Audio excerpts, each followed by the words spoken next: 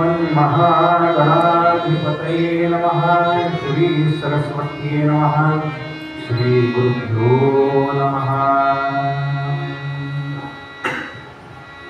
यदा लम्बोदरमहन्ति सतां प्रत्यूह सम्भवं तदा लम्बे दयालम्बं लम्बोदरपदाम्बुजम् शारदा शारदाम्भोजपदरावदराम्बुजे सर्वदा सर्वदास्माकं सन्निध्यं क्रियात्।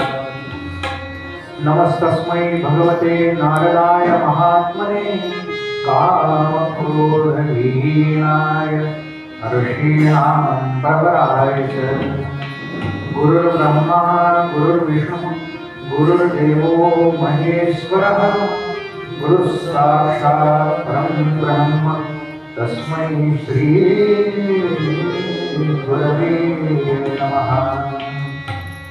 जयांसा जनी जन्मनामार्थदा जयामे सदा वासनातकेला जयांसा मुखी सर्वदा कीर्ति नमस्कार ब्रह्मचैतन्यमूर्ति शुकाचार्ये पूर्ण वैराग्य जाते वसिष्ठा परिज्ञान योगेश्वरासी कवी वाल्मिका सारिकामान्यैसा नमस्कार माझा सद्गुरु रामदास अलंकापुरी पुण्यभूमी पवित्र जिथे नांदतो ज्ञान राजा सुखात जया आठविता महापुण्यराशी नमस्कार माझा सद्गुरु श्री ज्ञानेश्वरांस कैलासराणा शिवचंद्र मौली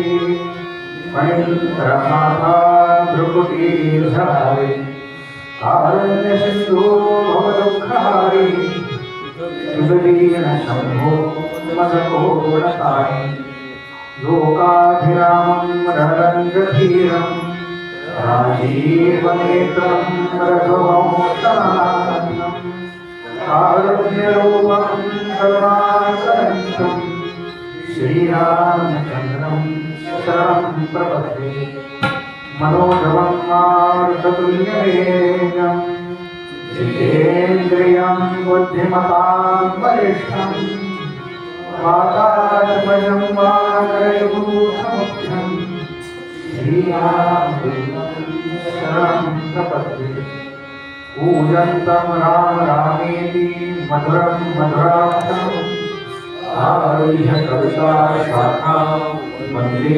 वाल्मीकिकोकिलम् आपदामहर्तारं दातारं सर्वसम्पदां लोकाभिरामं श्रीरामं भूयो भूयो नमाम्यहम्।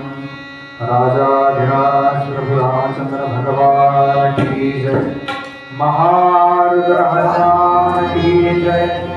जय जय रघुवीर समर्थ।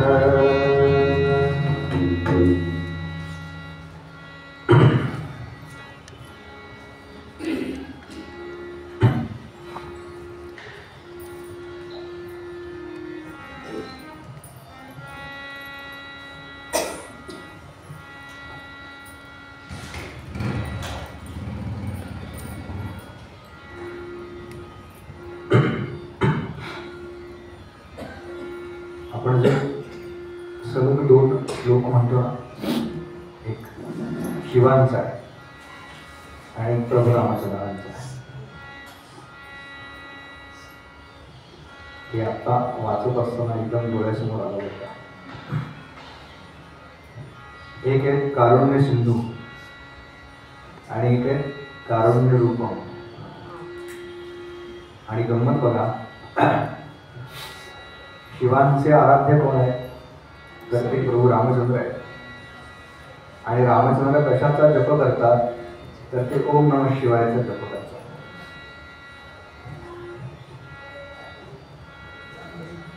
देव पहावया गेलो देव होऊनी फिरो असं जे संत म्हणतात ना, तो हा प्रकार आहे. अखंड ध्यान चालू आहे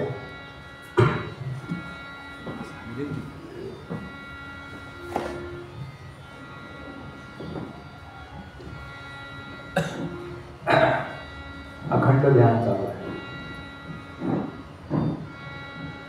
ते हलाहल नामक विषय भाषण केलं आणि म्हणाले दाह व्हायला लागला शरीराचा. मग काय काय केलं त्याच्याकरता सांगतात की ती गंगा मस्तकावरती धारण केली. ही कथा काल त्याचा आपण उल्लेख केला की इथे विस्तारण आली आहे बरं का. गंगा मस्तकावरती धारण केली, दाह कमी होईना. मग चंद्र शीतल आहे, चंद्राकडे पाहिल्यानंतर आपल्याला बरं वाटतं म्हणून तो चंद्र मस्तकावरती धारण केला, त्यानंही काही होईना. मग म्हणाले सर्प अंगावरती खेळवले. का खेळवले तर सर्प थंड रक्ताचा प्राणी असं म्हणतात. म्हणजे त्याला जर हात लावला तर सर्प बर्फासारखा थंड लागतो. तुम्ही म्हणाल हा तुमचा अनुभव आहे का? तर अनुभव नाही बरं, मी जे ऐकलंय ते सांगतो. ज्यांना कोणाला हवं असेल तर त्यांनी कात्रजच्या उद्यानामध्ये सर्प आहेत, प्रयत्न करून बघायला हरकत नाही. फक्त राम सांगितलंय असं म्हणून. श्रीराम येतो का नाही? श्रीराम.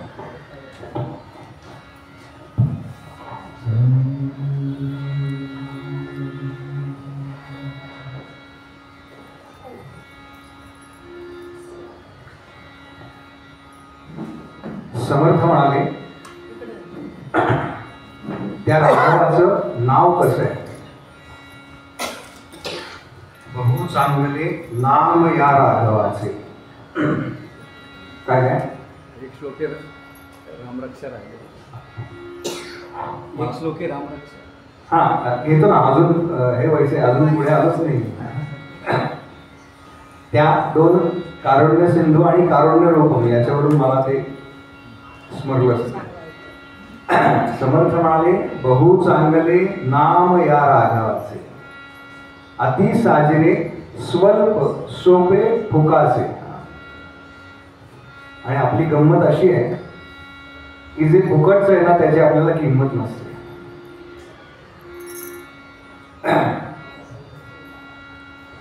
गोंदवलेकर महाराजांकडे एक जण गेला. महाराजांची प्रवचनं चालायची, महाराज प्रत्येकाला उपदेश करायचे, नाम घे नाम घे नाम घे नाम घे, बाकी काही नाही.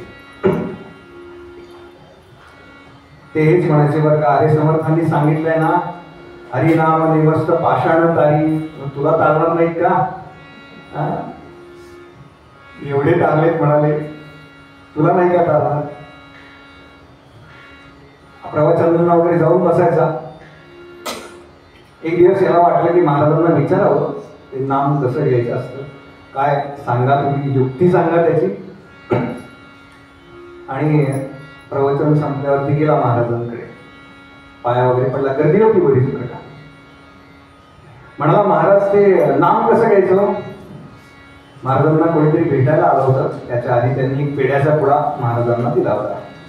महाराजांनी तो पुडा उघडला आणि त्याच्या तोंडात एक पेढा कोंबला. खा. तिने आपलं पटपट पटपट पटपट तो खाल्ला. बाकीचे लोक नमस्कार करतायत, शिकार 1000-1500 लोक येतात. परत 5-7 मिनिटं झाला, एक 10-20 जणांचे नमस्कार झाले.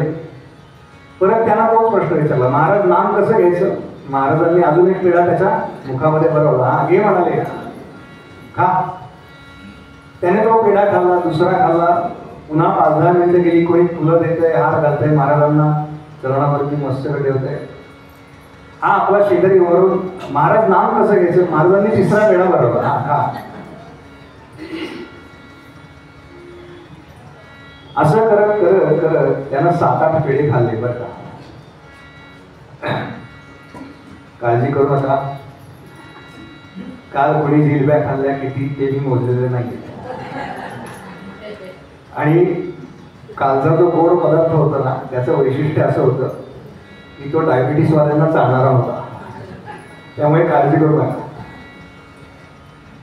सगळे गेल्यानंतर हा आपला उभाच. काही चिवट असतात बरं का. परत त्याला विचारलं, महाराज नाम कसं घ्यायचं? महाराज म्हणाले, मगाचपासून 15 पेढे खाल्लेस, पेढा खाताना तुला हा प्रश्न नाही पडला का की हा पेढा कसा खायचा? तसंच आहे म्हणाले, तो पेढा कसा कुठूनही खाल्लास, कसाही खाल्लास तरी ज्याप्रमाणे गोडच लागतं ना, त्याचप्रमाणे नाम आहे म्हणाले. कसंही घेतलं ना, अजित नाम बदो भलत्या मिसे सकल पातक भस्म करीत असे, असं सांगितलं. असं भगवंतांचं गोड नाम घेऊया आणि मग पुढे जाऊया. रघुपती राघव राजा राम पतित पावन सीताराम. रघुपती राघव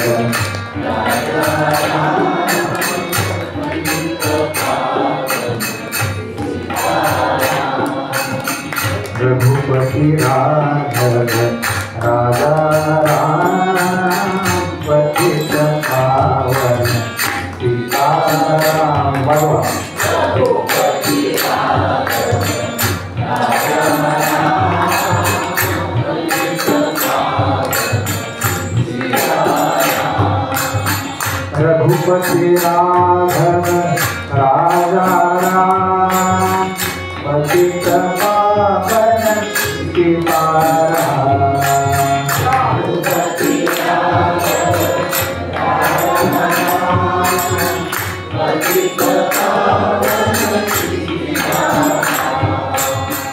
रघुपति राघव राजा राम पतित पावन सीताराम. रघुपति राघव राजा राम पतित पावन सीताराम.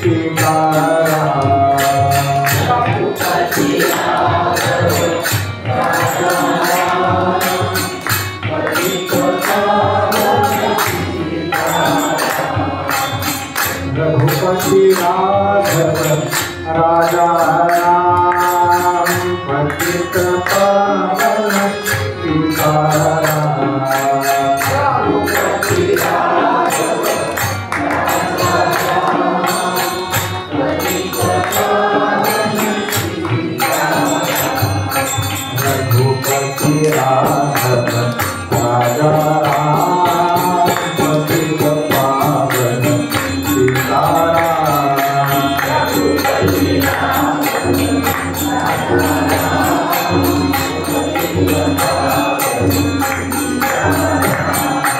रघुपति राघव राजा राम पतित पावन सीताराम.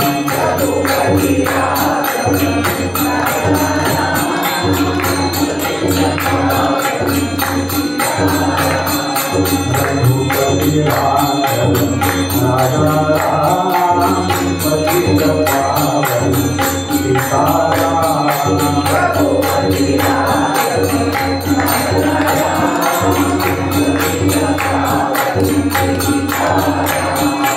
राजा भगवान की जय, महाराज भगवान की जय.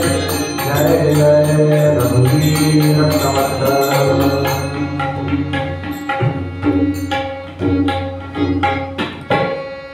अनेन प्रियतां देवो भगवान जानकीपति श्रीरामचंद्र पूर्वेषाम् अस्माकं कुलदैवतं. श्रोता भक्ता श्रीराम समर्थ, श्रीराम समर्थ, श्रीराम समर्थ. जय जय रघुवीर समर्थ.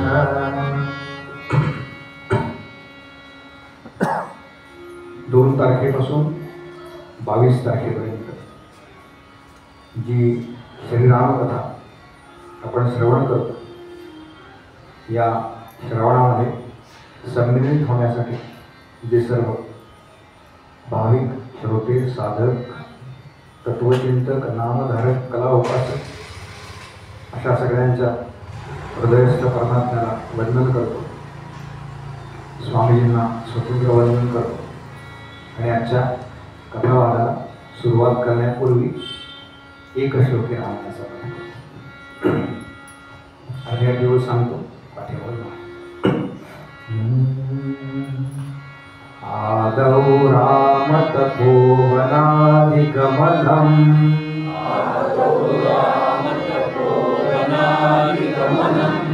हत्वा मृगं काञ्चनम् वैदेही हरणं जटायुमरणम्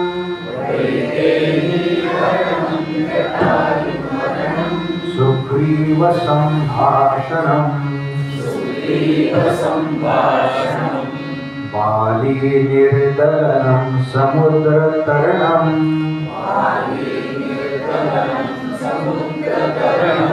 लंकापुरी दाहनम्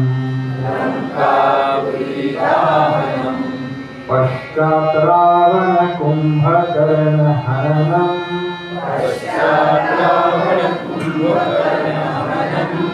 एतद्धि रामायणम्. राजाधिराज प्रभु रामचंद्र भगवान की जय. महारुद्र हनुमान की जय. जय जय रघुवीर समर्थ.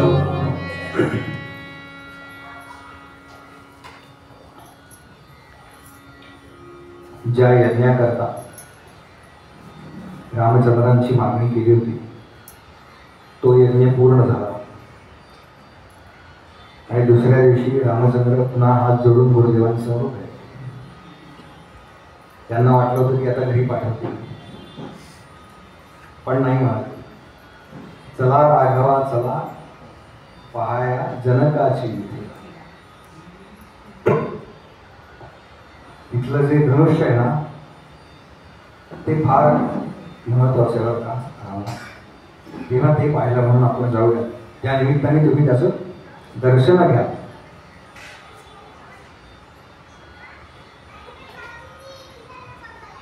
आपल्या सगळ्यांची धडपड चालली आहे ती दर्शनाकरता चालली आहे बरं का.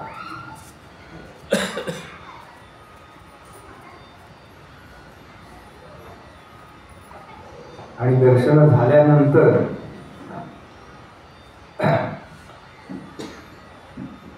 ते टिकून राहावं म्हणून पुन्हा धडपड आहेच. कीर्तनकार नेहमी हा विनोद करतात की माणूस किती धडपड करतो म्हणाले तर धड पडेपर्यंत धडपड करतो, पण शेवटपर्यंत काही याचं धड पडत नाही. आणि हा धड पडेल तर शपथ अजून पुढे दर्शन महत्वाचं आहे. म्हणून आरतीनंतर किंवा एखाद्या उत्सवानंतर जो प्रसाद आहे ना तो प्रसाद साधा सुद्धा नाही. प्रसाद प्रभूचे साक्षात दर्शन म्हणजे तो प्रसाद आहे. आपण तो हातात घेतो. कसा आहे भगवंत तर हा असा आहे बरं काय, इतका गोड आहे. 56 भोगाच्या वेळेला विचारतात मला की तिखट काही चालेल का. चालेल. भगवंत सगळं गोड मानून घेतात. तर आपल्यासारख्यांना गोड मानणं भगवंतांनी अजून काय वेगळं हवं. म्हणून ते जे धनुष्य आहे त्याचं दर्शन घेण्याचा ते दर्शन घेतलं आणि त्याच वेळेला तो धनुर्भंग झाला. आणि आपण काल तो सगळा सोहळा तिथे जो पार पडला मिथिलेमध्ये त्याचे साक्षीदार झालो एका अर्थाने. म्हणजे तुम्हाला आता सांगता येईल की मी त्यावेळेला होतो. आपण सगळे तेव्हापासून होत बरं का. तेव्हापासून ना रूप वेगळं असेल आपण या मार्गाला लागलो याचाच अर्थ कदाचित आपण ज्यावेळेला रामावतार झाला ना तेव्हा एखाद्या वृक्षाच्या रूपामध्ये असू, एखाद्या लतेच्या रूपामध्ये असू, एखादा फुलाच्या रूपामध्ये असेल, त्यांनीच नटलाय ना तो सगळा. तो तुम्ही आम्ही म्हणजे त्याचं नटलेलं रूप आहे.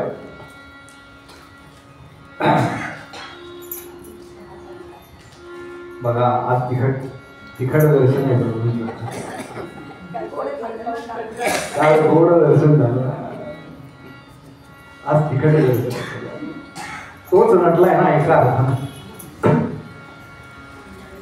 ते सगळं तोच झाला. आणि मग ती वरमाला घातली. तो सगळा प्रसंग आपण सविस्तर पाहिला. लक्ष्मणजी कसे उभे राहिले म्हणाले, अजून तुम्ही असं म्हणताय याचं कारण अयोध्येचा वीर या ठिकाणी उभा राहिले नाही म्हणून ते जनकराजे जे म्हणताय त्याचं खंडन केलं. आणि मला त्या आजींनी हात असा केला बरं का. मी म्हणलं हो, लक्ष्मणाला पण असंच बसायला सांगितलं होतं प्रभू रामचंद्रांनी.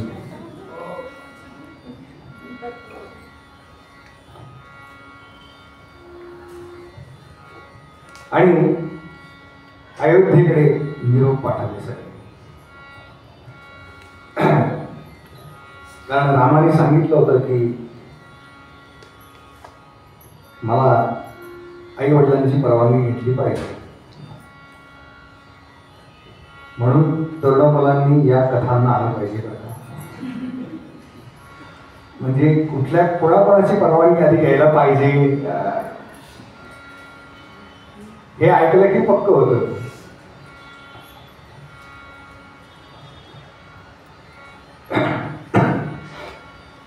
चार दिवस प्रवास करून दूत अयोध्येमध्ये पोहोचले. दशरथ राजांना तो निरोप दिला की आपण आपल्या गुरूंसह सर्व राण्यांसह यावं. जनक राजाने जो आपल्या कन्येकरता विवाहाचा पण ठेवला होता तो पूर्ण झालेला आहे आणि त्याकरता तुम्ही यावं.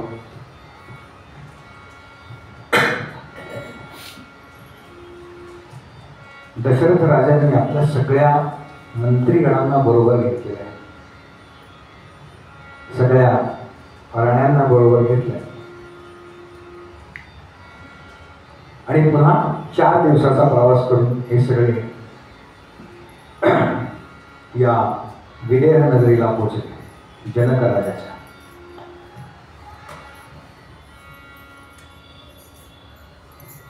फार प्रसंग खूप सुंदर लिहिलाय बरं का इथे वाल्मिकींनी.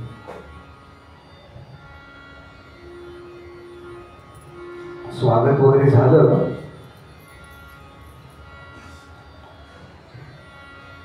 आणि दशरथ राजा जनक राजांच्या समोर हात जोडून उभा आहे.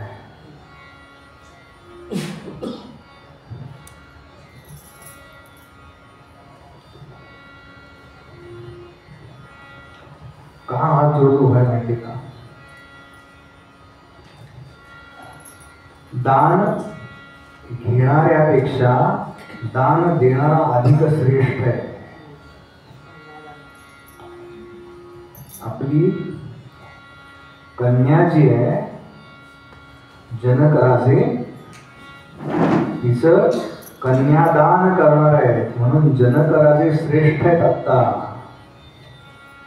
काय महान विचार सांगितला बघा वाल्मिकींनी याच्यामध्ये.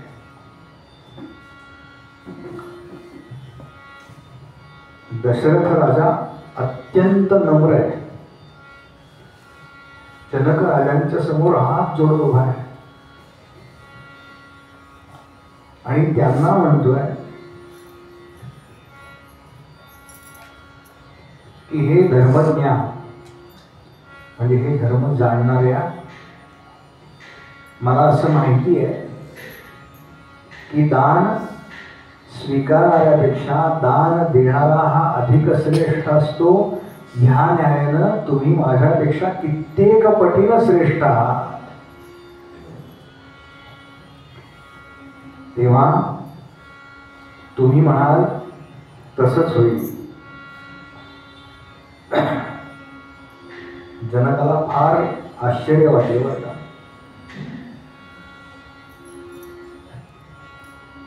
हे मी सांगतोय ना, ते त्रेतायुगातलं चाललंय बरं का. कलियुगात कसे वागतात आपल्याला माहिती आहे. आम्ही मुलाकडचे आणि आम्ही मुलीकडचे. मुलाकडच्यांनी अधिक नम्र असायला पाहिजे बरं का. ती कन्या आपल्याकडे येणार आहे, तिचा आपण स्वीकार करणार आहोत. आणि त्यानंतर प्रत्यक्ष दुसऱ्या दिवशी हे सगळे बसले. लग्न ठरल्यानंतर ती एक हे असतं ना, काय, हा बैठक म्हणतात. लग्नाची बैठक. मातृवर्गाला शब्द बरोबर माहिती असतात. मातृवर्गाला एक विशेष जागा असते बरं का, काही गोष्टी लक्षात ठेवायला. पुरुष वर्गाचं फार एक बरं असतं, ते पटकन एखादा विषय विसरून जातात. त्यामध्ये त्यांचं सोपं असतं. नातवाच्या लग्नात आजी सुद्धा म्हणू शकते, माझ्या लग्नात काही तुम्ही असं मला घातलं नव्हतं ना. आपल्या लग्नात काय झालंय हे तिला नातवाच्या लग्नात सुद्धा आठवतं. विशेष सेल्स असतात या महिलांकडे. ते बसले आणि या जनकाचे जे पुरोहित आहेत शतानंद, ते म्हणाले, महाराज आपला जो भाऊ आहे कुशध्वज, याला सुद्धा आपण बोलवून घ्या. आणि त्याला बोलवायला पाठवा. त्या कुशध्वजाचं सगळं वर्णन आहे बरं का. त्याला कशा पद्धतीनं ते जे राज्य दिलंय, संकाशा नावाची नगरी सांगितली, त्या नगरीचा तो राजा आहे. त्याला ते राज्य कसं दिलं, ही सगळी कथा याच्यामध्ये येते. आणि हे सगळे बसले त्यावेळेला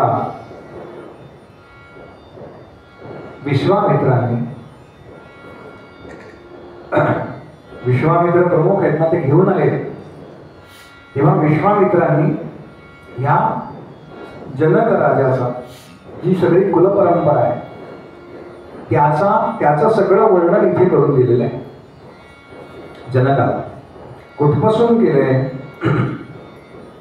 तर ते आपण ज्या पहिल्या दिवशी सगळ्या पिढ्या पाहिल्या ना मनू महाराजांपासून, तिथपासून सांगितलेलं आहे की मनू महाराजांपासून जनक राजांपर्यंत. आणि हे जनकांचे आता पुत्र राम, लक्ष्मण, भरत आणि शत्रुघ्न असे जनकांचे पुत्र, क्षमा करा, दशरथांचे पुत्र. अशी सगळी म्हणजे जवळजवळ 40-50 राजांची वर्णन आहेत. 40 राजांची वर्णन आहेत. त्यातल्या कोणी कोणी काय काय पराक्रम केले ते सांगितले. याचं कारण काय आहे तर आपली कन्या आपण कोणत्या कुळामध्ये देतो आहोत हे फार गरजेचं आहे. याचं कारण आहे कन्या ही दोन्ही कुळांचा उद्धार करते.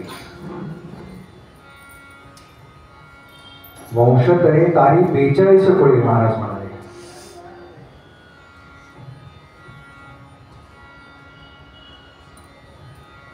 पुत्र फार तर फार काय करतो, बरा असेल तर वडिलांचं नाव लावतो, नाहीतर नाव काढतो. आणि समर्थ तर त्याहून पुढे जाऊन म्हणाले, सांगे वडिलांची कीर्ती तो एक मूर्ख. फार कडक आहेत बरं का समर्थ, फार कडक. पण आपली कन्या कुठल्या कुळामध्ये जाणार आहे याचं वर्णन केलं. आणि त्यानंतर शतानंदांनी सुद्धा जनक राजाचं जे सगळं कुलपरंपरा आहे त्याचं वर्णन केलं. ते सगळं झालं आणि त्याच वेळेला जनक राजा म्हणतो की माझ्या मनात हे सगळं ऐकून अजून एक विचार आत्ता आलाय. ज्याप्रमाणे रामाला मी सीता देण्याचं कबूल केलंय, त्याचप्रमाणे मी लक्ष्मणाला उर्मिला देण्याचा निश्चय करतो. ही सगळी त्यांची बोलणी चालू आहे. तेवढ्या त्याचा जो भाऊ आहे तो आला आणि त्याला सुद्धा 2 कन्या आहेत. एक आहे श्रुतकीर्ती आणि दुसरी आहे मांडवी. ती मांडवी भरत राजाला दिलेली आहे आणि श्रुतकीर्ती लक्ष्मणांना दिलेली आहे. शत्रुघ्नाला क्षमा, शत्रुघ्नाला श्रुतकीर्ती. अशा प्रकारे 4 विवाह त्या ठिकाणी संपन्न झाले. म्हणजे एकाच मांडवामध्ये त्या चौघांचाही विवाह लागलेला आहे. आणि तो विवाह मी जसं सांगितलं की या मार्गशीर्ष महिन्यामध्ये 6 का 7 डिसेंबर म्हणजे आत्ता जो होता पुण्यात जे बेलबागेत राम मंदिर आहे तिथे हा तुळशीबागेत जे राम मंदिर आहे तिथे हा सोहळा दरवर्षी होतो. तो या मार्गशीर्ष महिन्यातला म्हणजे हाच कालावधी येतो. या चौघांचे विवाह झाले आणि त्याच्यानंतर हे सगळे परत जायला निघाले. दशरथ राजा ज्या वेळेला दशरथ राजाकडे जेव्हा निरोप आला आणि दशरथ राजा जेव्हा इकडे येण्याकरता निघाला होता जनक राजांकडे, त्याच दिवशी भरताचा जो मामा युधाजी तो भरताला भेटण्याकरता म्हणून अयोध्येला गेला. तो जेव्हा अयोध्येमध्ये पोचला तेव्हा असं त्याला कळलं की हे सगळे नगरातले जनक राजाला भेटायला म्हणून गेले, म्हणून तो सुद्धा या सगळ्या सोहळ्याला उपस्थित आहे असा उल्लेख आहे. आणि दशरथ राजांनी तो सगळा विधी पार पडला, जनक राजांनी तो सगळा विधी पार पाडला. आणि आता निघायचं असं ठरलं.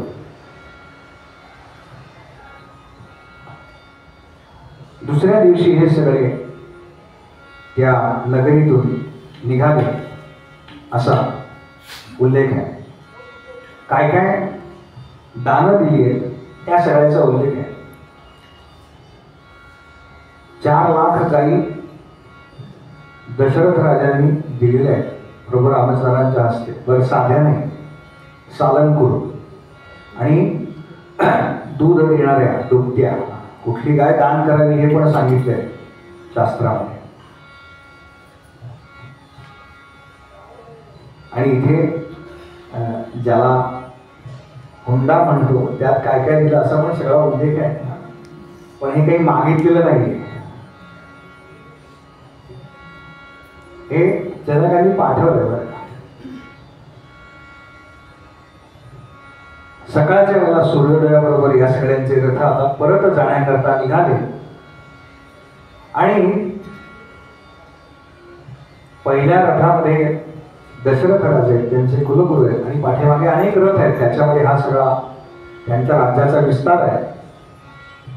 आणि काही अपशकुन जनक राजांना दशरथ राजांना जाणवले. आपल्या सीमेपर्यंत सोडायला जनक राजे आले असा उल्लेख आहे. आपल्याकडे कोणी आलं की आपण जातो की नाही लिफ्ट पर्यंत, हल्लीच्या भाषेत लिफ्ट पर्यंत.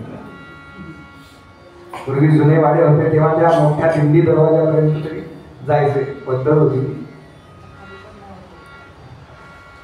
पुढे जसे जसे रथ जायला लागले तसे दशरथांना काही अपशकुन जाणवायला लागले. त्याचा त्यांनी उल्लेख केला आहे की पक्षी जोराने आरडाओरडा करतायत, मोठ्या आवाजामध्ये पक्षी ओरडतायत, हा अपशब्दून मानलेला आहे. पण त्याचबरोबर त्यांना असं दिसलं की हरणं जी आहेत ती उजव्या बाजूने चालली आहे, हा शुभ संकेत सांगितला. तेव्हा त्यांनी कुलगुरूंना विचारलं की मुनिवर्य, मला आत्ता अपशकुनही जाणवत आहेत, शुभ संकेत सुद्धा जाणवत आहेत, तेव्हा नेमकं काय होणार आहे? तेव्हा वसिष्ठ सांगतात की राजा, एखादं मोठं संकट येण्याची शक्यता आहे, पण त्या मोठ्या संकटातून आपण सहजपणे पार पडू असा हा संकेत आहे. आणि याच्या आधी एक घटना घडली. त्या चौघांचा विवाह झाला आणि विश्वामित्र म्हणाले, माझं काम झालेलं आहे, मी आता तपश्चर्या करावा म्हणून इथून जाणार आहे. ते थांबलेले नाही. पुढे रिसेप्शनला काय आहे, थांबू 1-2 दिवस नाही, आपलं काम झालं की त्या ठिकाणून निघून जावं.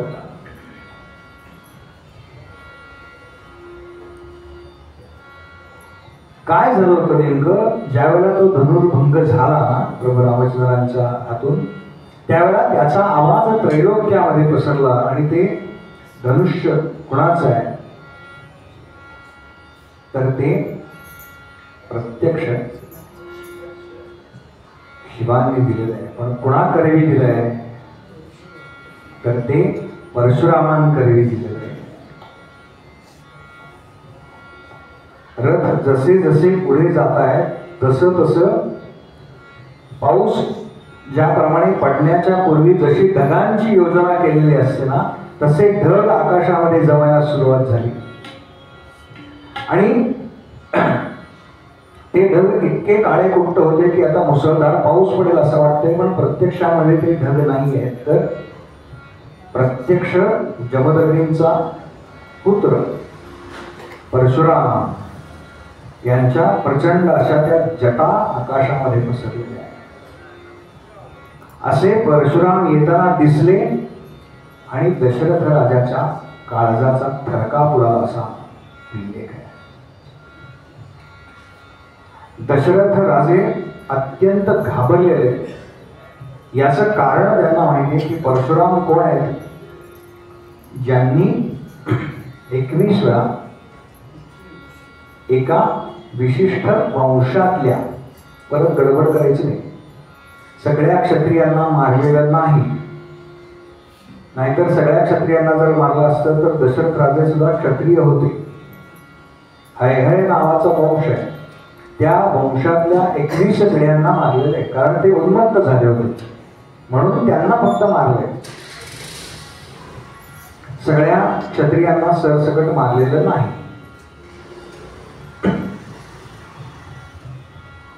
अग्नीप्रमाणे अत्यंत तेजस्वी आणि साक्षात शिवांसारखा ज्यांच्या मस्तकावरती जटाभार आहे, त्यांच्यासारखंच तेज आहे. पण त्यांचं तेज एवढं आहे की त्या तेजाकडे पाहवत नाही. एखाद्याला आपला काळच समोर आला की काय असं वाटावं, असं उग्र रूप त्यांनी धारण केलेलं आहे. याचं कारण त्यांनी त्या धनुष्याचा जो भंग झालाय, त्याचा जो ध्वनी आहे तो ऐकलाय. आणि समोर परशुराम येऊन उभे राहिले. त्यांच्या हातामध्ये दुसरं धनुष्य आहे, त्यांचं हातामध्ये परशु आहे, भस्मलेपन केलेलं आहे, जटाभार सांभाळलेला आहे. आणि म्हणाले, हे दशरथ सुता, तू जो धनुर्भंग केला शिवांचा, ती वार्ता माझ्यापर्यंत आलेली आहे. तेव्हा माझं हे जे दुसरं धनुष्य आहे ते मी तुला देतो. कशा करता देतो तर तू या धनुष्यावर प्रत्यंचा लावून जर बाण लावलास, प्रत्यंचा चढवून जर बाण लावलास तर मी तुला माझ्याशी द्वंद्व खेळण्याची अनुमती देतो. म्हणजे माझ्या समोर जर तुला उभं राहायचं असेल तर त्याच्याकरता आधी परीक्षा दिली पाहिजे, तरच तुला उभं राहता येईल. रामचंद्र अत्यंत विनम्र आहेत बरं का, अत्यंत विनम्र आहे.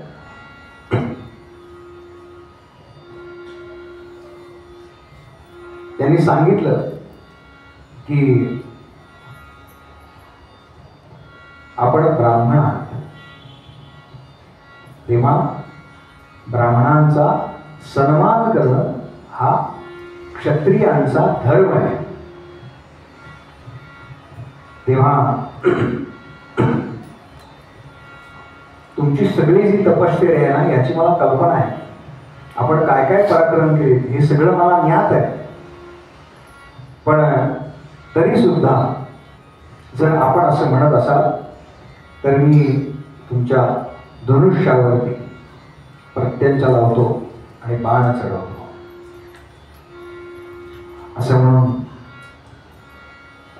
रामांनी ते धनुष्य घेतलं. जी दोन धनुष्य विश्वकर्म्यांनी बनवलेली आहेत त्यातल्या एकाचा भंग आधी रामचंद्रांनी केलाय आणि हे दुसरं धनुष्य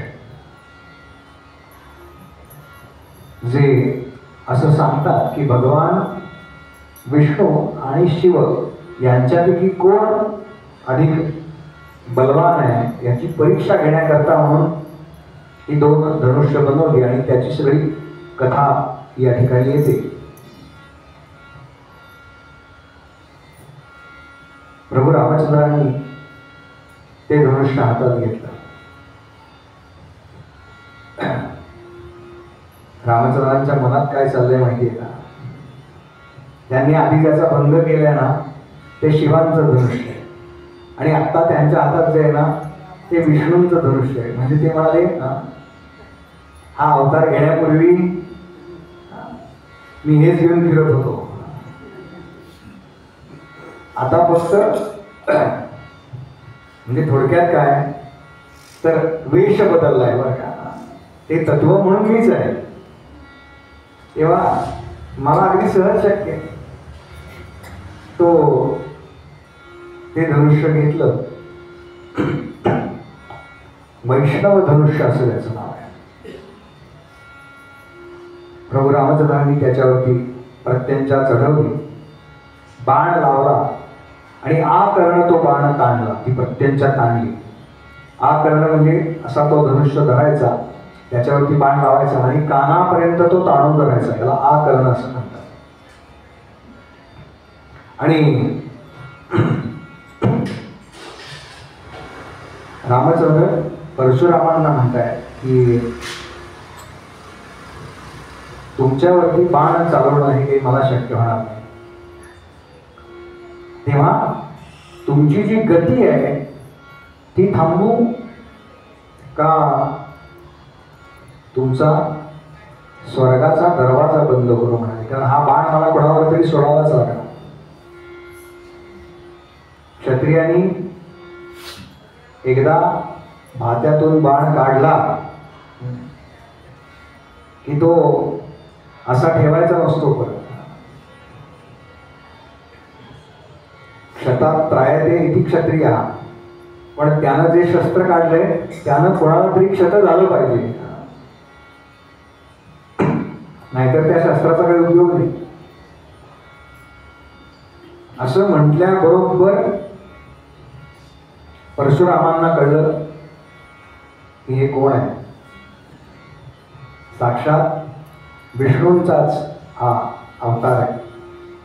तेव्हा परशुराम म्हणतात की मी माझ्या तपोबलानं स्वर्गामध्ये एक वेगळं जग निर्माण केलेलं आहे. म्हणजे ज्याला आपण प्रतिसृष्टी म्हणतो तशी परशुरामांनी केलेली होती. तेव्हा तिकडे जाण्याचा माझा रस्ता जो आहे रामा तो तू बंद कर, कारण माझी भ्रमणाची गती जर बंद केलीस तर पुढे त्यांनी सांगितलंय, त्या सगळ्याचं वर्णन मोठं केलंय की त्याच्यामुळे काय काय त्रास होईल या सगळ्या सृष्टीला, तेव्हा माझी भ्रमणाची गती तू बंद करू नकोस. आणि म्हणून प्रभू रामचंद्रांनी तो बाण स्वर्गाच्या दिशेने सोडला. त्यावेळेला असं सांगतात की परशुरामांच्या हृदयातून एक दिव्य ज्योत बाहेर पडली आणि प्रभू रामचंद्रांच्या हृदयामध्ये ती स्थिर झाली. त्यांचं तेज नाहीच झालं असं म्हणतात. तेव्हा परशुराम म्हणतात की हे रामा, माझा जो तुझ्या समोर तेजोभंग झालेला आहे त्याच्यामुळे मला अजिबात वाईट वाटलेलं नाही किंवा लज्जास्पद असं काहीच नाही. याचं कारण हे होणार, हे कार्य भगवंतांनी आधीच सांगून ठेवलं होतं. ज्यावेळेला मी अवतार घेईन त्यावेळेला परशुरामा तुझ्या अवतार समाप्तीची वेळ आहे, आणि म्हणून मला हे एका अर्थानं भूषावरच वाटतं. आणि त्यानंतर परशुराम जे ते महेंद्र पर्वतावरती तपश्चर्येला गेले असा उल्लेख आहे. आज सुद्धा अनेकांना त्या महेंद्र पर्वतावरती किंवा कोकणातल्या काही भागावरती तो परशुरामांचा एक मोठा पुतळा उभा केला आहे. हा पृथ्वीचा गोल आहे खालती आणि त्याच्यावरती परशुराम हातामध्ये धनुष्य आणि परशु असे धरून उभे. तर यांचंही दर्शन घडतं असा उल्लेख आहे काही ठिकाणावर.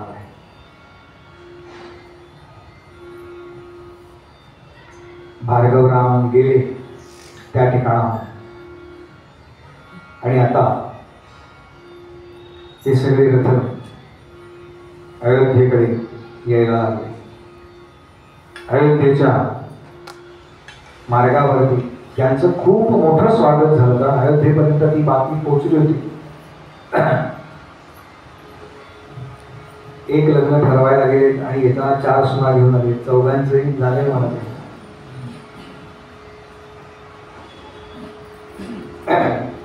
आणि त्याचबरोबर हा युधाजित जो आहे तो सुद्धा यांच्या बरोबर आहे.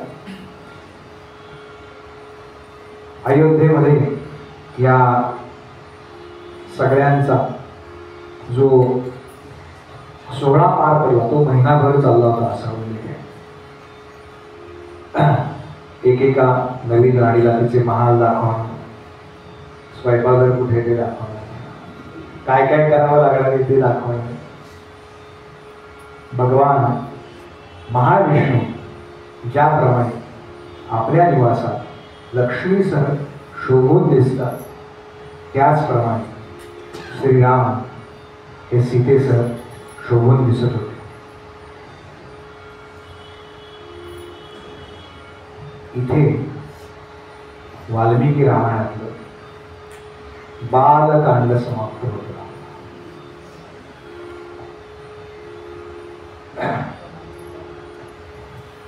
अशी अजून 6 कांड आपल्याला ऐकायची. बरं, यातले मी सगळं सांगितलंय असं नाही बरं का. माझा काही फार अभ्यास नाही आहे, पण साधारण 20% तेवढ्यापर्यंत तरी पोचलो असू असं मला वाटतंय. याच्यामध्ये पुढच्या वेळेला चातुर्मासच मोकळा ठेवूया, म्हणजे दीर्घ कथा असा ऐकता येईल. इथे बालकांडाची समाप्ती होते आणि त्याच्यानंतर अयोध्याकांड सुरू होतं.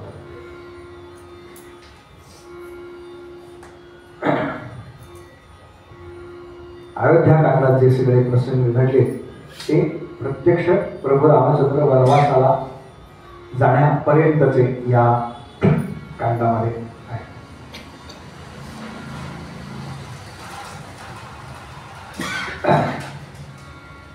काळजी करू नका, मला तुमच्या चेहऱ्यांवरून जाणवलं 22 तारखेला आपण रामरायांना अभिषेक करणार होता.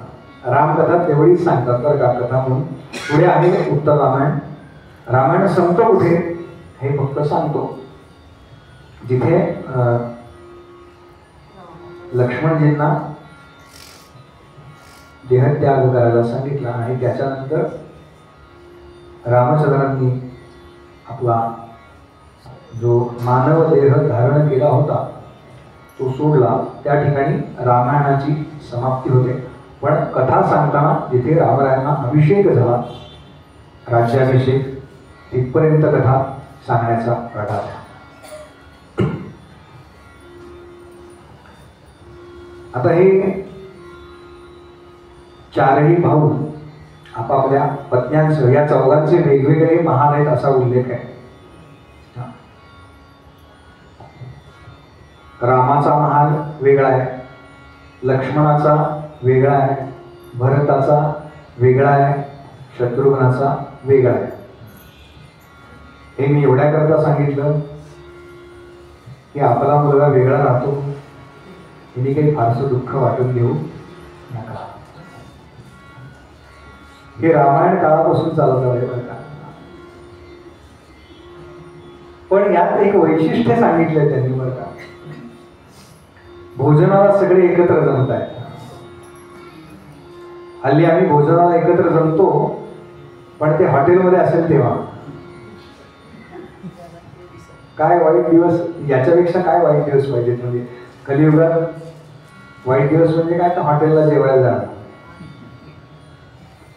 तुम्ही म्हणाल ते टाळलं तर आता अवघडच होईल आमचं.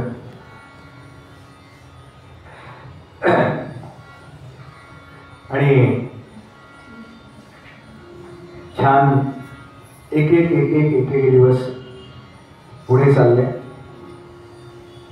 फार छान वर्णन आहे या चौघांच्या संसाराची. कुटुंब व्यवस्था काय होती.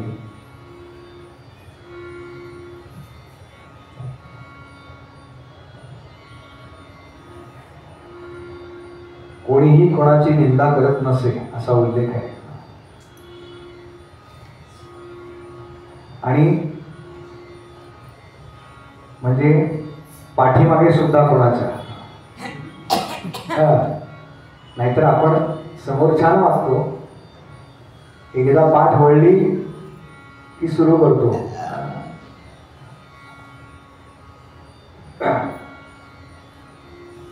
निंदा करू नये बरं का कोणाची.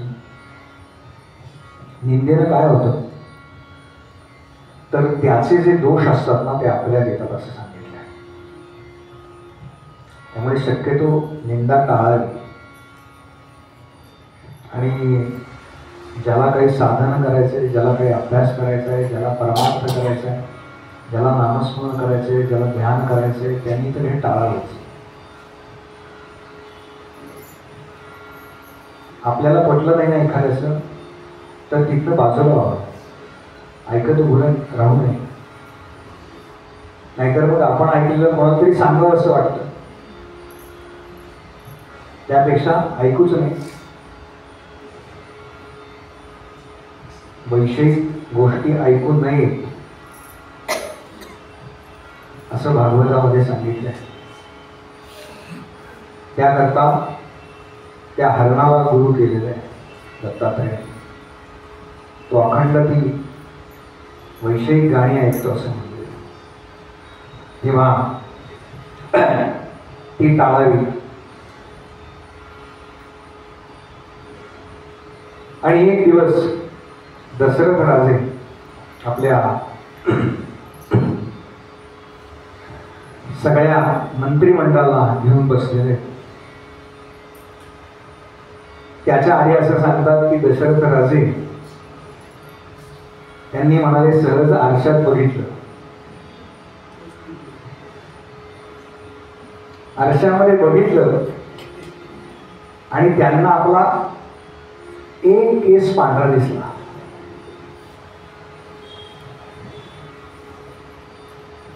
मागच्या वेळेला मी हा प्रसंग सांगितला. त्याच्यानंतर एक जण मला येऊन म्हणाले, बुवा त्यावेळेला डाय करण्याची वगैरे पद्धत नव्हती ना. म्हणून त्यांना तसं वाटलं असेल बरं का.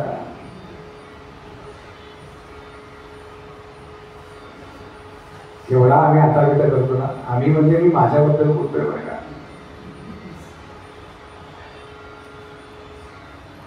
कीर्तन करायला, प्रवचन करायला आपले दोष आहेत ना ते उघड करून सांगावे. आपण जे उघड करून सांगतो ना ते कमी होतं असं म्हणतात. बघा ना, पाणी उघडं ठेवलं की जातं की नाही, सूर्याच्या उष्णतेनं त्याची माफ होते आणि ते संपून जातं. बघा,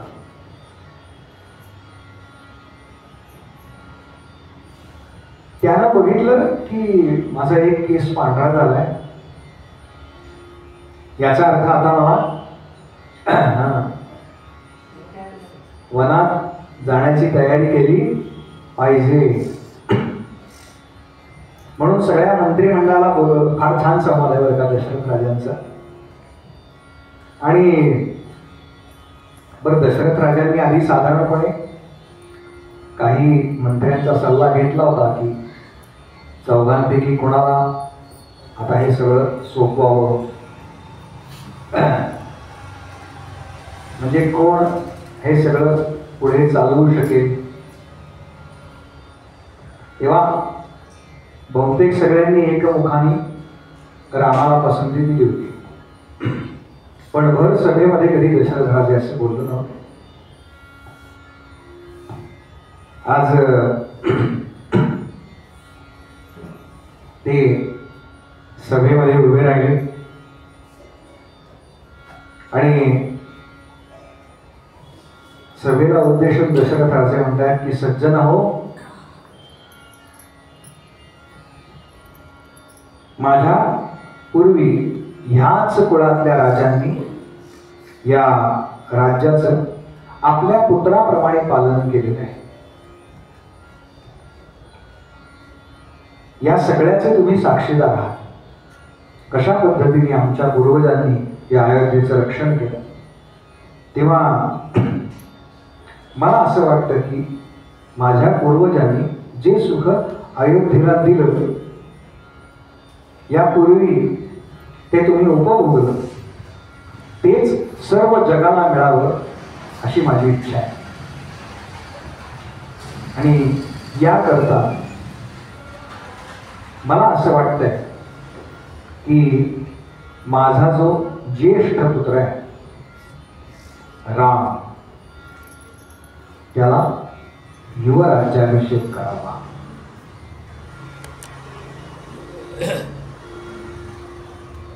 असं दशरथ राजे म्हणाले आणि सगळ्यांनी एकमुखानं त्याला स्वीकारलं बरं का. म्हणाले आम्हाला हेच वाटतंय, आम्हाला हेच वाटतंय, आम्हाला हेच वाटतंय.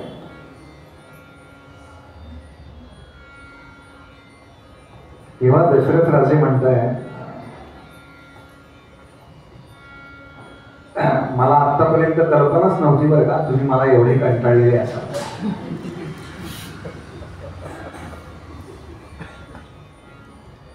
म्हणजे तुम्हाला मी एवढा नकोसा झालं, जेवढा राम तुम्हाला हवा हवासा वाटतोय तेवढा मी तुम्हाला नकोसा झालं का. आणि ते म्हणाले माझ्या दरबाराचं आणि माझ्या जनतेचं हेच मत आहे. तेव्हा मला असं वाटतं की तुम्ही दिलेला जो कौल आहे तो अगदी योग्य आहे. मी ज्याप्रमाणे उत्तमपैकी प्रजेचं पालन केलं त्याचप्रमाणे माझा पुत्र राम हा सुद्धा याच पद्धतीनं प्रजेचं पालन करेल. आणि म्हणून मला असं वाटतंय की त्याला लवकरात लवकर राज्याभिषेक व्हावा. मग श्रीरामांच्या गुणवैशिष्ट्यांचं सगळं वर्णन दशरथ राजांनी केलेलं आहे.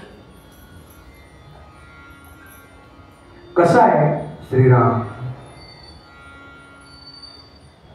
तर धर्मज्ञ आहे, प्रतिज्ञा पूर्ण करणारा आहे, वचन पूर्ण करणार आहे, शीलवान आहे, परदोष न पाहणार आहे, शांत आहे, दीनवत्सल आहे, मृदुभाषी आहे, कृतज्ञ आहे, जितेंद्रिय आहे.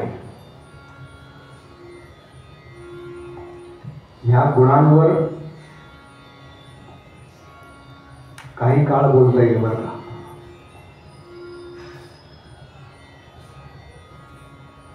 म्हणजे नुसतंच रामचंद्र आमचे आहेत, राम आमचा आहे, राम आमचा आहे असं ओरडून चालणार नाही. जितेंद्रिय या शब्दावरून मी आठवण करून देतोय. राम आमचा आहे, तो वनवासात असताना काय खायचा याच्यावरती ओहापोह आपण 4-5 महिन्यापूर्वी ऐकला. त्यामुळे नुसतं नाव जितेंद्र असून चालत नाही. जितेंद्र असलं तरी आपल्या इंद्रियांवरती ताबा लागतो. कोमल स्वभावाचा आहे, स्थिर मतांचा आहे, सदा दुसऱ्याचं हित पाहणारा आहे. हे फार अवघड असतं बरं का. काही गुण आत्मसात करायला फार अवघड असतात, त्यातला हा आहे. असूया रहित आहे, सर्वांशी मधुर वचन बोलणार आहे, सत्यवादी आहे, बहुश्रुत, वृद्ध, ज्ञानी, विप्र यांचा आदर करणार आहे आणि या सर्वांमध्ये समदृष्टीनं रमणार आहे. म्हणजे तो लहान मुलांबरोबर लहान मुलांसारखा होऊन रमतो, वृद्धांबरोबर त्यांच्यासारखे विषय बोलतो, विप्रांबरोबर त्यांच्यासारखे वेदांमधले विषय तो बोलतो. वेद, वेदांग आणि अन्य विद्यांचं त्याला सम्यक ज्ञान आहे. गायन विद्येतही तो ज्ञानी आहे आणि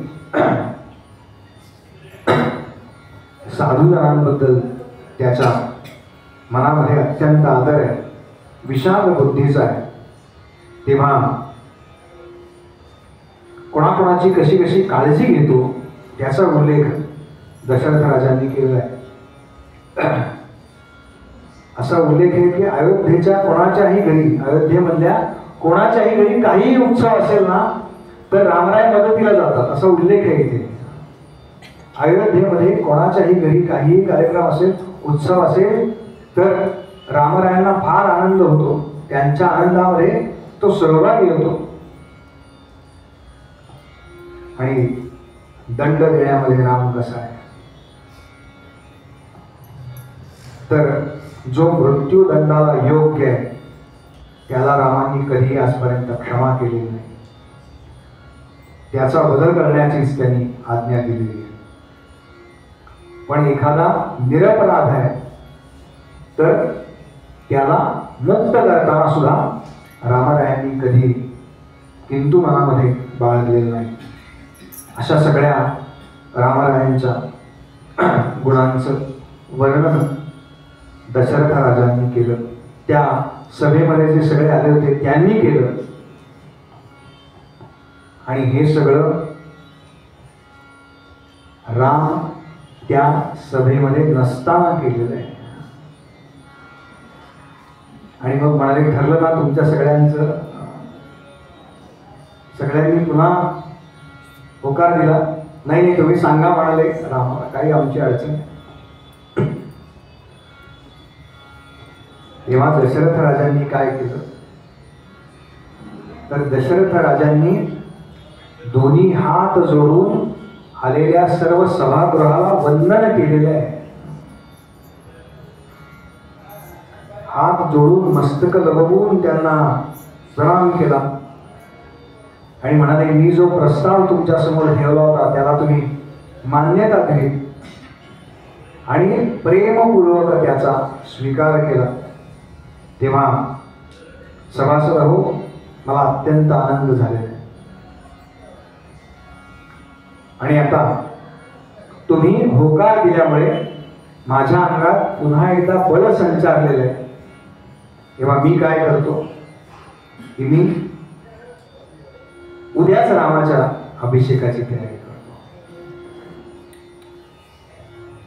आणि तुम्ही आत्ता जा सुमंत्राला पाठवलं आणि सुमंत्राला सांगितलं की रामाच्या महालामध्ये जा आणि त्याला सांग इथून पुढे तुला काही गोष्टी पाळायच्या आहेत. जोपर्यंत तुला राज्याभिषेक होणार आहे तोपर्यंत काही बंधनं तुला पाळायची आहेत. तेव्हा ती बंधनं तुला आता पाळायला लागतील. हा निरोप त्याला सांग आणि तू जाऊन त्याला रथामध्ये बसवून इथे घेऊन ये. सुमंत्र रथामध्ये बसला. तोपर्यंत राजाला सांगितलं की राज्याभिषेकाकरता जी सगळी तयारी लागते ती तुम्ही करायला सुरुवात करा.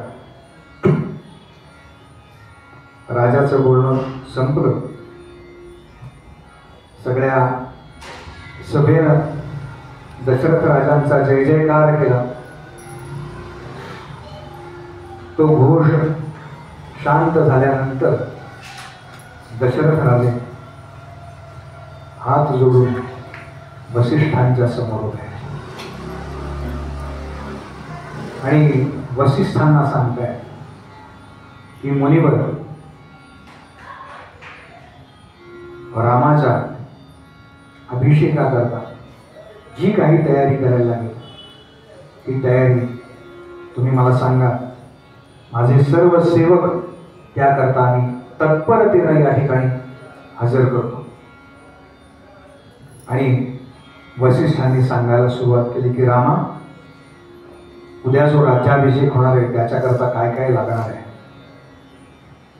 वसिष्ठ सांगतायत राज्याभिषेकाची तयारी श्रवण करण्याकरता सगळ्या दरबारातल्या लोकांना उद्या संध्याकाळी 6 वाजता यायला सांगणार आहे. उद्या बरोबर संध्याकाळी 6 वाजता आपण या ठिकाणी प्रभू रामचंद्रांच्या अभिषेकाची तयारी आणि पुढचा सगळा जो प्रसंग आहे तो पाहण्याकरता एकत्र आलो. राजाधिराज प्रभू रामचंद्र भगवान की जय. कोमल वाचा म्हणून आणि मग आरती.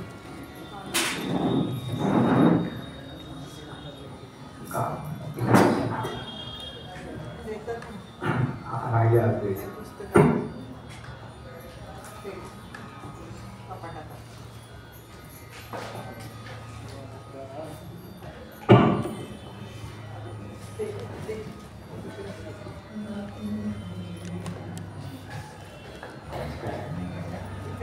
पाठवा द्या.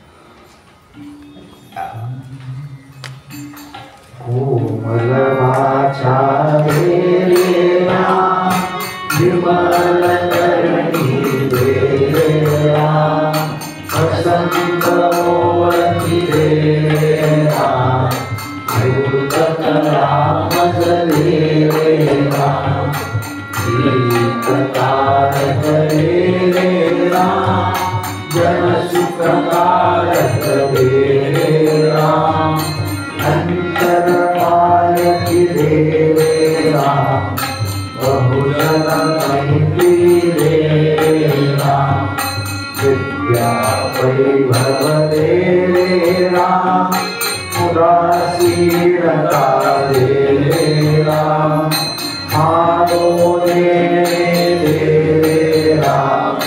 मदन करे देवा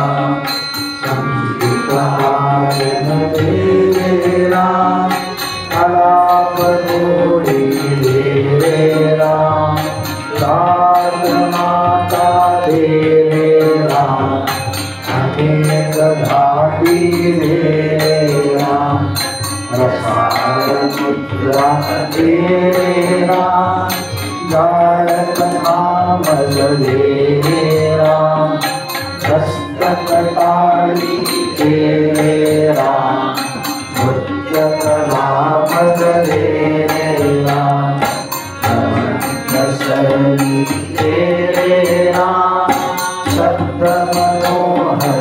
रे राम सावधपण मज दे रे राम बहुत मनांतर दे रे राम दास मने रे सद्गुण धाम उत्तम गुण मज दे रे राम पावन भिक्षा दे रे राम दीन दयाला दे रे राम अभेद भक्ति दे रे राम आत्मनिवेदन दे रे राम तद्रुपता मज दे रे राम हर्षारोहण दे रे राम सज्जन संगति दे रे राम हरितपण मज दे रे राम ब्रह्म अनुभव दे रे राम अनन्य सेवा दे रे राम मज दे रे राम दास मरे मज दे रे राम दास मरे मज दे रे राम दास मरे मज दे रे राम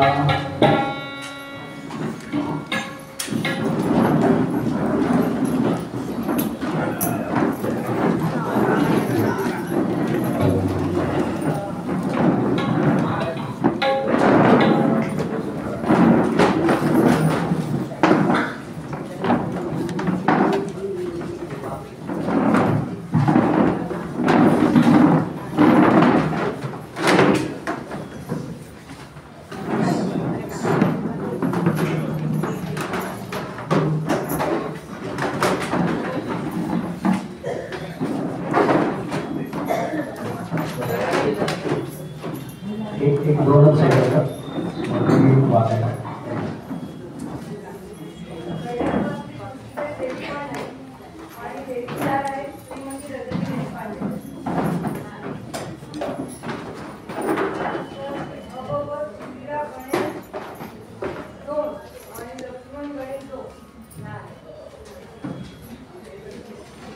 नारद महाराज की जय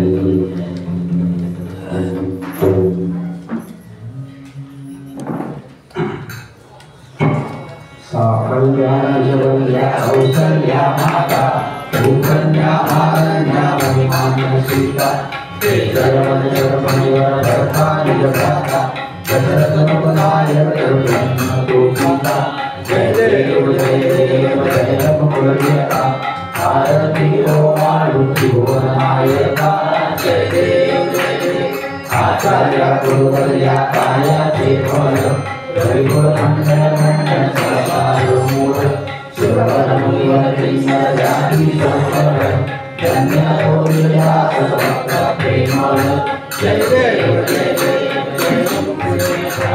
आरती ओ मारुति भुवनायका जय देव प्राणे प्राणे ओंकार वदनी परिणम धूर्ध सिद्धूर वदनी कराले ब्रह्मांड साधे विभूति सुरवरदनी साधे श्यामला वदनी जय देव जय श्री हनुमंता तुझे भी प्रसादे नावे प्रकांता जय देव जो तुम्हारे पाताल मुक्ता पर्यंत करणी जनवाणी राखेल कराले सर्वत्र उच्चेल स्वामी रामदास शक्ती साधोर जय देव जय श्री हनुमंता तुझे प्रसादे नावे प्रकांता जय देव हरि भगवान दीन शरण रोडन वाली रूपम